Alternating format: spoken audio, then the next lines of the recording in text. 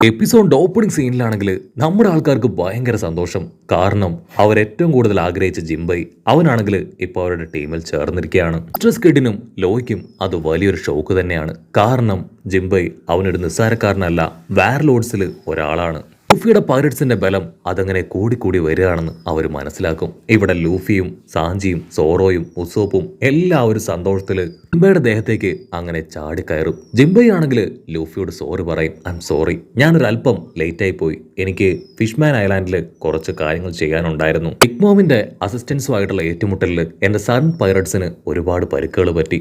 So അതൊക്കെ heal ചെയ്യാനും അവരെ ഹെൽപ്പ് ചെയ്യാനും ഒരല്പ ദിവസം ഞാൻ അവരോടൊപ്പം സ്പെൻഡ് ചെയ്തു. അതുകൊണ്ടാണ് എനിക്ക് ഇവിടേക്ക് എത്താൻ കഴിയാഞ്ഞതെന്ന് ഇപ്പൊ ജിംബൈ പറയും. നമ്മുടെ ആൾക്കാർക്കാണെങ്കിൽ അതൊന്നും യാതൊരു പ്രശ്നവുമല്ല.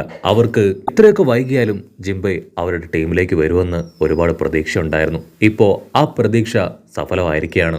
ജിംബൈ ആണെങ്കിൽ ഇപ്പൊ ലൂഫിയെ തന്നെ നോക്കുകയാണ്. അവർ രണ്ടുപേരും ചേർന്ന് ചെയ്ത കാര്യങ്ങൾ ഒന്നൊന്നായിട്ട് ആലോചിച്ചു കൊണ്ടേയിരിക്കും. ലാസ്റ്റ് ടൈം ജിംബൈയോടൊപ്പം അവര് ബിഗ് മോമിനെ അറ്റാക്ക് ചെയ്തു. ആ സമയത്ത് കപ്പലിനെ വളരെ അടിപൊളിയായി ജിംബൈ നിയന്ത്രിച്ചു. കപ്പലിന്റെ സ്റ്റിയറിംഗ് അത് ജിംബൈയെ ഏൽപ്പിച്ചാൽ മറ്റൊന്നും നോക്കേണ്ട ആവശ്യമില്ല. ആള് നന്നായിട്ട് അത് ഹാൻഡിൽ ചെയ്യും. മാത്രമല്ല അതിനുപരി പവറും ജിംബൈക്കുണ്ട്. ശരിക്കും വലിയൊരു ഉത്സവം തന്നെയാണ്. ജിംബൈ ആളുടെ റെസ്പോൺസിബിലിറ്റി അതെല്ലാം തീർത്ത് നമ്മളോടൊപ്പം ചേർന്നിരിക്കുകയാണ്. എത്രയും വേഗം നമുക്ക് പാർട്ടി ആഘോഷിക്കണമെന്ന് പറഞ്ഞ് ഇത്രയും വലിയൊരു ഇഷ്യൂവിന്റെ നടുവിലും അവനാണെങ്കിൽ ഹാപ്പി ആയിട്ട് ഇപ്പൊ പാർട്ടി ആഘോഷിക്കാനായിട്ട് തയ്യാറാവും. പക്ഷെ കപ്പലിനാണെങ്കിൽ ഡ്രിങ്ക്സ് ഒന്നും ഇല്ല.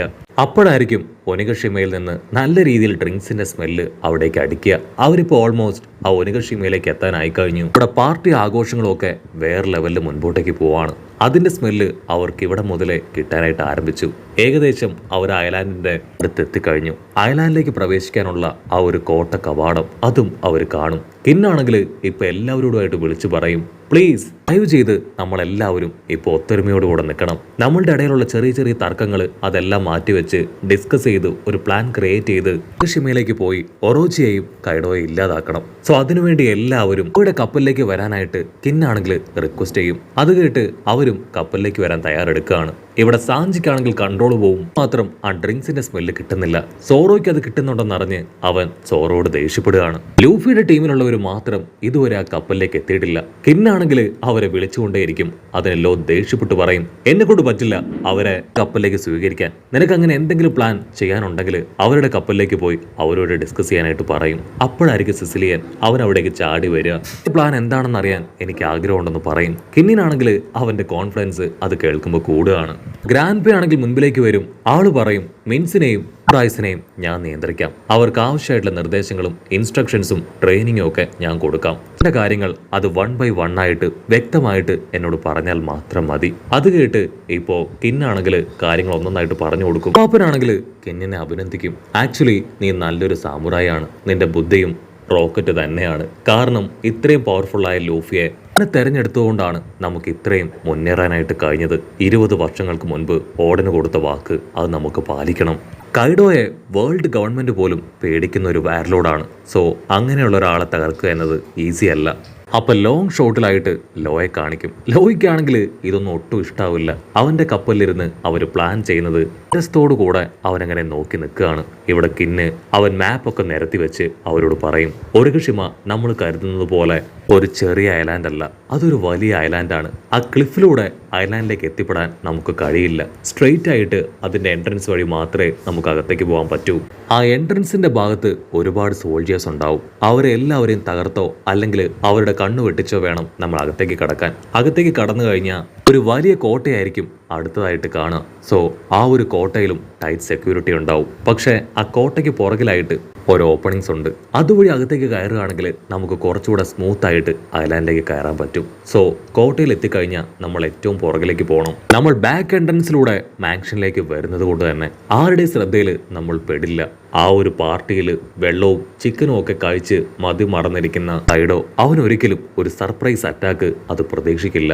അവൻ മയങ്ങിക്കിടക്കുന്ന ആ ഗ്യാപ്പിൽ നമ്മൾ അവന്റെ കഴുത്തിൽ ആഞ്ഞു വെട്ടി അവനെ കൊല്ലണം. അവനെ കൊന്നു കഴിഞ്ഞാൽ നമ്മൾ 80% ജയിച്ചു എന്ന് പറഞ്ഞ് അവനങ്ങനെ തുള്ളിച്ചാടുകയാണ്. ചുറ്റുമുള്ളവരെല്ലാവരും നിശബ്ദരായിട്ട് അതങ്ങനെ കേട്ടു നിൽക്കും. ഡെഞ്ചറോ ആണെങ്കിൽ പതിഞ്ഞ ശബ്ദത്തിൽ അവനോട് ചോദിക്കും, ഓക്കെ, ഇത് കാഞ്ചറോയെ ഡൈവേർട്ട് ചെയ്യാനുള്ള ഒരു കാര്യമാണ്.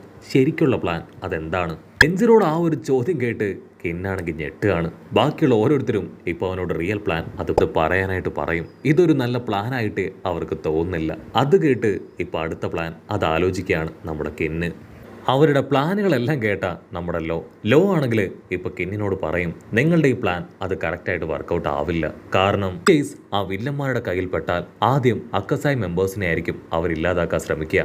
അതിനുശേഷം പ്രധാനപ്പെട്ട നിങ്ങൾ ഓരോരുത്തരെയും ശരിക്കും വലിയൊരു അപകടത്തിലേക്ക് വഴിവെക്കും. അതിനെല്ലാം ഉപരിയായിട്ട് നിങ്ങളോടൊപ്പം ഇപ്പോൾ ഉള്ള ലൂഫിയും യൂസ്റ്റസ് കിഡും അവർ രണ്ടുപേരും ഇടന്മാരാണ്. നിങ്ങൾ ബാക്ക് ഡോർ വഴി പോകാനായിട്ട് പറഞ്ഞാൽ അവർ ഫ്രണ്ട് ഡോർ വഴി പോവും. സോ നിങ്ങളുടെ പ്ലാനൊന്നും അവർ അംഗീകരിക്കാനോ അതനുസരിച്ച് മുൻപോട്ട് പോകാനോ പോകുന്നില്ല. നമ്മൾ ആ എൻട്രൻസിലേക്ക് കയറി കഴിഞ്ഞാൽ തീർച്ചയായിട്ടും വില്ലന്മാരത് മനസ്സിലാക്കും. മാത്രമല്ല കൈഡോടെ സ്ട്രോങ് ആയിട്ടുള്ള ആൾക്കാർ രണ്ട് ഭാഗത്ത് നിന്ന് നമ്മൾ അറ്റാക്ക് ചെയ്ത് തകർക്കാനായിട്ട് ശ്രമിക്കും. സോ ഏറ്റവും സേഫ് കടലിലിരുന്ന് ചെയ്യുക എന്നതാണ്. പക്ഷേ അതത്ര എളുപ്പമല്ല. കടൽ നോർമലായിട്ടായിരിക്കില്ല ഉണ്ടാവുക. അതുകൊണ്ട് തന്നെ കടലിൽ നിന്ന് ഫൈറ്റ് ചെയ്യുക എന്നതും ശ്രമകരമാണ്. അതിനെൻ്റെ കയ്യിൽ മറ്റൊരു ട്രിക്കുണ്ട്.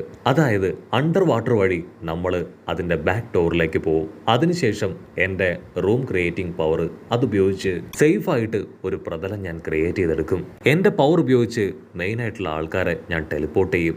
ആദ്യം കിന്നിനെ, അതേസമയം ബാക്കിയുള്ളവരെ നിയന്ത്രിക്കേണ്ടത് ഡെഞ്ചറോയും മഡ്സും ഡോഗും ക്യാറ്റും. അങ്ങനെ ആ ഒരു വലിയ ടീമായിരിക്കണം. അങ്ങനെ ഏകദേശം അവർ പ്ലാനുകളൊക്കെ സെറ്റാക്കി ഏകദേശം ആ എൻട്രൻസിന്റെ അടുത്തേക്ക് വരികയാണ്. അവരുടെ ഉള്ളിൽ നല്ല പേടിയും അതുപോലെ തന്നെ നിശ്ചയമുണ്ട്. എന്ത് വില കൊടുത്തും ആ വില്ലന്മാരെ കീഴ്പ്പെടുത്തും. അത് മാത്രമാണ് അവരുടെ ഏക ലക്ഷ്യം. അപ്പോൾ ഉസോപ്പും ടീമും ആണെങ്കിൽ ബിനോക്കുലറൊക്കെ വെച്ച് ആ എൻട്രൻസിനെ കറക്റ്റായിട്ടൊന്ന് ചെക്ക് ചെയ്യും. അപ്പോൾ അവൻ കാണും ആ ഒരു എൻട്രൻസിൽ ഒരുപാട് വില്ലന്മാർ വലിയ വലിയ കനോൻസും ജങ്കികളൊക്കെ ആയിട്ട് അങ്ങനെ റെഡിയായിട്ട് നിൽക്കുകയാണ്.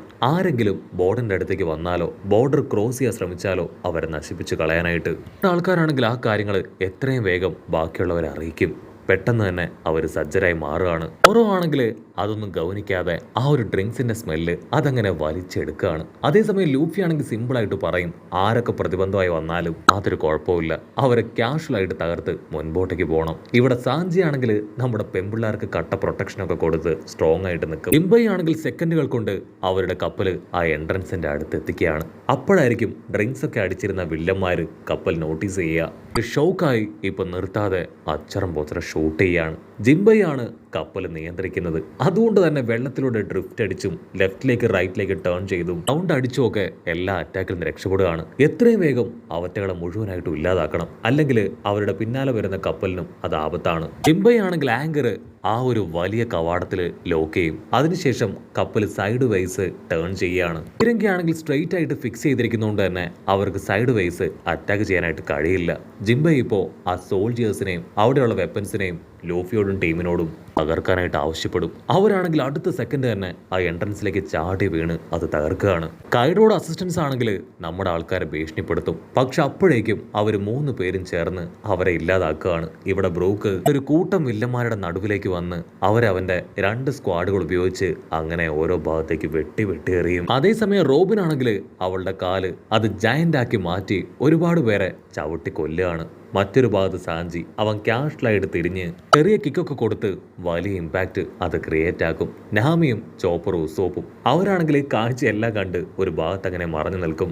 ഇവിടെ വില്ലന്മാരാണെങ്കിൽ നിർത്താതെ അവിടേക്ക് വന്നുകൊണ്ടേ ഇരിക്കുകയാണ്. അങ്ങനെ അവിടെ വെച്ച് ഈ ഒരു എപ്പിസോഡും അവസാനിക്കുന്നു.